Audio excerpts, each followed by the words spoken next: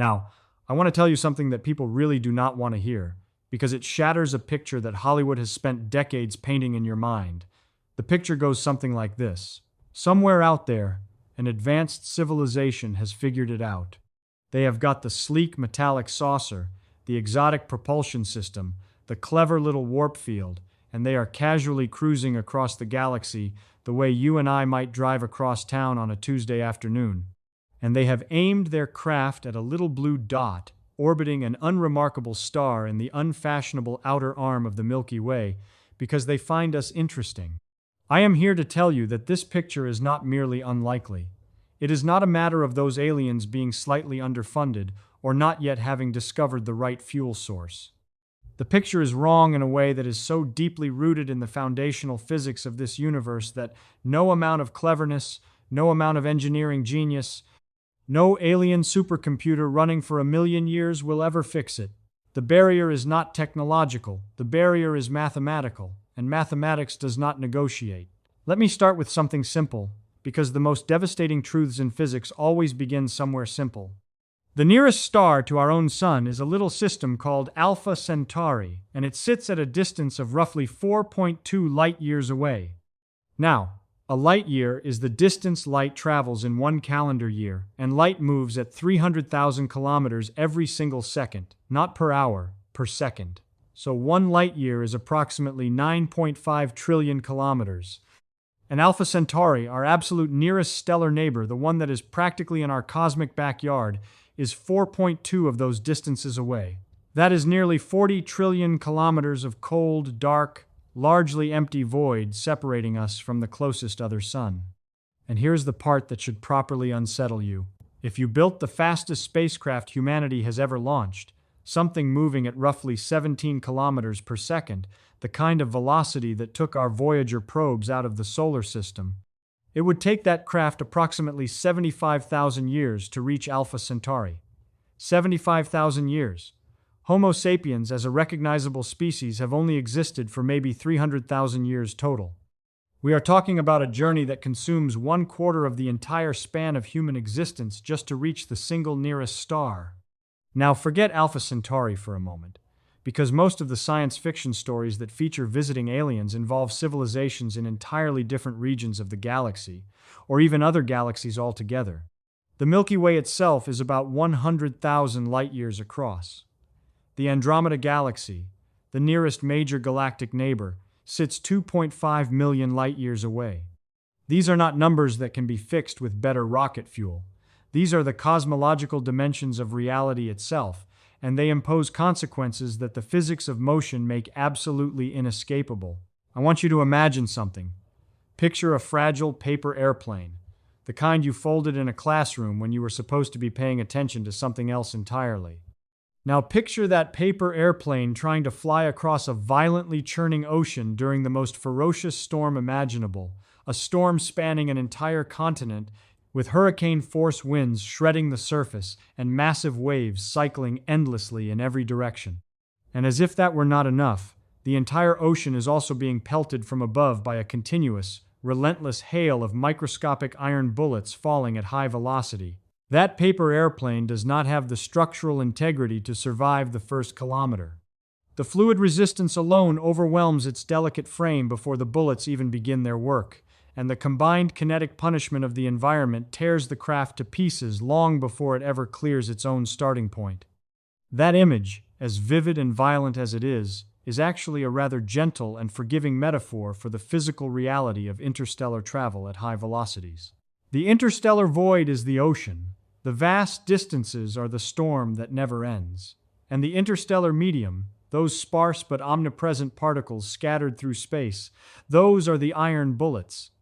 And as I will explain in a moment, at the velocities required to cross interstellar space in any reasonable time frame, those microscopic bullets become something far more catastrophic than the metaphor suggests. Now, let us talk about what the physics of motion actually demands from any craft attempting to reach another star system in, say, a few hundred years rather than a few 100,000. To cover 4.2 light-years in 200 years, you need to be moving at roughly 2% of the speed of light. That is approximately 6,000 kilometers per second. To do it in 100 years, you need 4% of the speed of light. And to do it in something approaching a human lifetime, you are pushing toward 10, 20, 30% of light speed. And this is where classical mechanics hands the problem to special relativity. And special relativity is not kind. Here is the essential physical truth. The kinetic energy required to accelerate a mass to a given fraction of the speed of light does not scale linearly. It does not even scale as a simple square the way Newtonian mechanics would suggest for low velocities. As you approach relativistic velocities, the effective inertial mass of a moving object increases.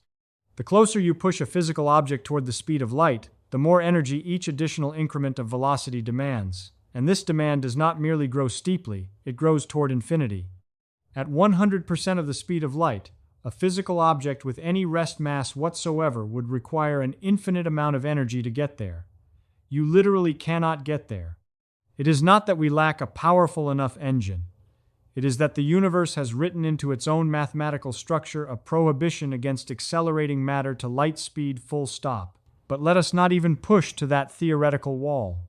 Let us be very generous and say our hypothetical alien civilization is remarkably advanced and has figured out how to accelerate a craft to just 10% of the speed of light. That is 30,000 kilometers per second. What does it cost, physically, to get a spacecraft there? Even a relatively modest spacecraft of, say, 1,000 metric tons, which is not large by the standards of something meant to sustain crew and systems across interstellar distances, requires kinetic energy at that velocity that dwarfs the annual energy output of our entire sun. Not total energy across the sun's lifetime. Annual output. And that is simply to get the craft moving at 10% of light speed. You still need equal energy to decelerate at the other end. The asymptotic energy wall is not a metaphor. It is a direct consequence of the relativistic mass escalation encoded in Einstein's field equations, and it makes the energy budgets of any macroscopic interstellar craft physically catastrophic by any measure. Now here is the second truth, and this one is my personal favorite because it demonstrates how elegantly cruel the universe can be about simultaneously punishing multiple assumptions at once. People who imagine interstellar travel at high fractions of light speed tend to picture a spacecraft cutting cleanly through empty space. Space looks empty, after all. On the scale of a human room or a city or even a solar system, the interstellar medium appears as a near-perfect vacuum, but it is not perfectly empty, not even close to it. The interstellar medium contains on average about 1 hydrogen atom per cubic centimeter. It contains microscopic dust grains, stray molecules, ionized plasma, and fast-moving protons from cosmic ray sources scattered throughout the galaxy. Under normal conditions, meaning at the velocities of conventional spacecraft, none of this presents any particular engineering challenge. The density is simply too low to matter much. But here is the beautiful, devastating physics. The kinetic energy of a collision scales with the square of the relative velocity between the objects involved. When you are traveling at 10% of the speed of light, a single hydrogen atom, a single lone proton, carries the kinetic energy equivalent of a high-velocity rifle round when it strikes your spacecraft. Not figuratively, literally, in terms of the raw energy deposited into whatever material it contacts. At 20% of light speed, that same solitary proton hits with the energy of an artillery shell. At higher fractions, you enter the territory of catastrophic particle impacts that would systematically erode, ablate, and eventually vaporize any known shielding material. Now multiply that single atom by the enormous cross-sectional area of even a modest spacecraft, and multiply that by the number of atoms intercepted per second while moving through interstellar space at relativistic velocities, and the numbers become overwhelming. The ship is not simply being damaged slowly over time. At sufficient velocities, the spacecraft is essentially flying into a continuous hailstorm of high-energy particle impacts that will structurally compromise any physical material we know of, and almost certainly any material consistent with the physics of atoms as we understand them. The ship becomes a self-defeating proposition.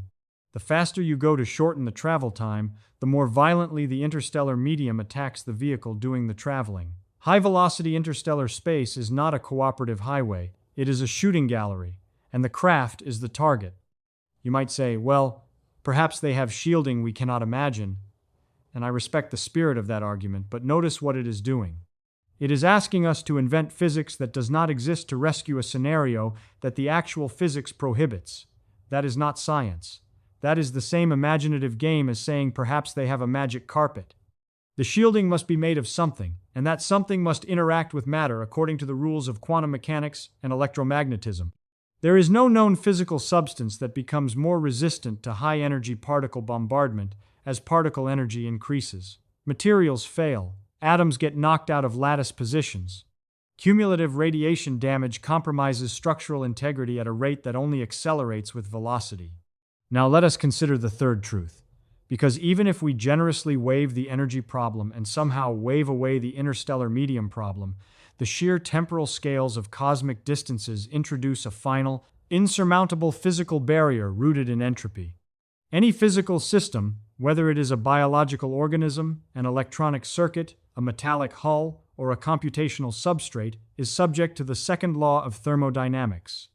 Organized physical structures spontaneously tend toward disorder over time. This is not a failure of engineering. It is a consequence of statistical mechanics at the deepest level of physical reality.